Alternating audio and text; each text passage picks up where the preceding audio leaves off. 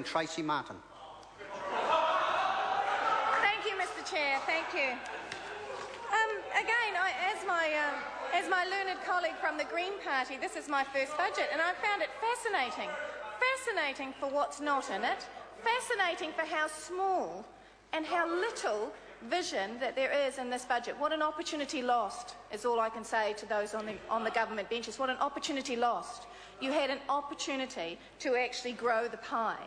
But my main question here is, sir, is for the Minister, and I wonder if you can clarify something for me.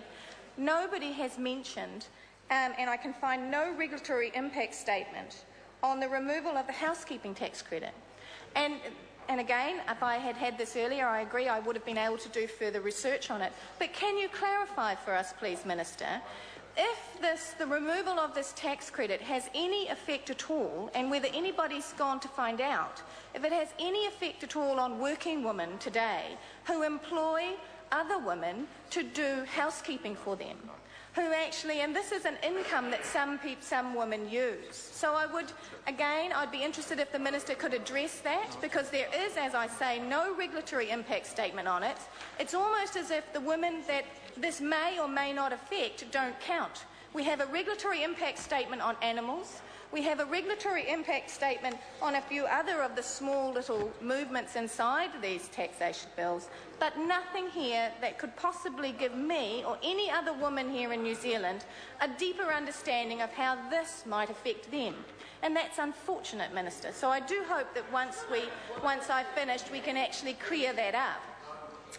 But I do also think that it's a shame, Minister, that just because perhaps the times have moved on, that the reason that a bill was originally put in place, that the bill must then be dismissed because it doesn't serve the purpose of the 1960s without considering it carefully inside the values that we have here in the 21st century. And I think it's very interesting that the statement inside the bill says the present approach does not achieve the goal, the one of the 1960s, which was an administrative goal, as many children file tax returns solely to gain access to the tax credit. Now, I noticed that my colleague Mark Mitchell said that he used to do a paper run, but he never filed a tax credit. Well, that's fine for you, Mr. Mitchell, and I appreciate that, but some of us actually have acumen around this sort of, in this sort of area, and some of us who did do these sort of jobs went through that process and put in our own effort. There was no administrative cost for us, and gained those tax credits. It was part of that understanding that I believe we're asking from our 21st century students around commerce.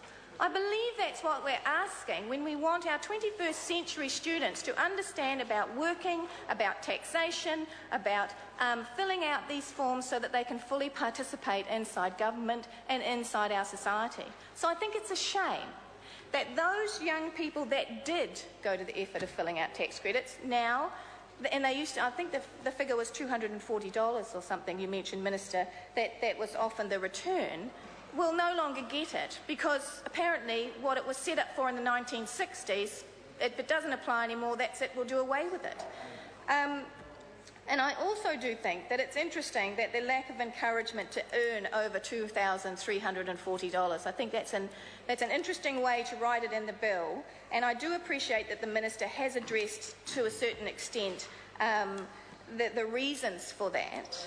But I thought that the national government was actually about encouraging innovation and encouraging people to work and encouraging them to raise their incomes. But if these children earn more than $2,340, suddenly a new step is put into place. So I appreciate, Minister, that you have tried to give an explanation to that. I would appreciate an explanation around the housekeeping, and I do also appreciate the Whip now providing me with the well-hidden regulatory impact statement. Thank you. The Honourable Clayton Crosgrave. This part one is a